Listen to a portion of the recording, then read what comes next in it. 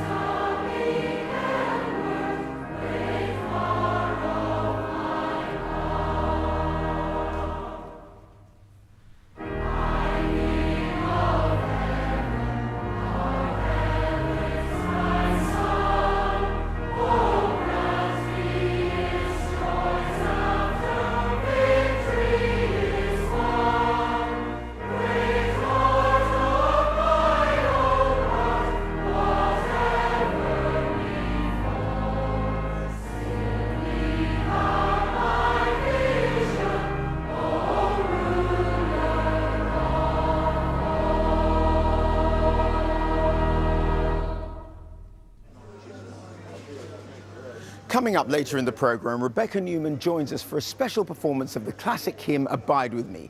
But first, a hymn that echoes the meaning of Pentecost.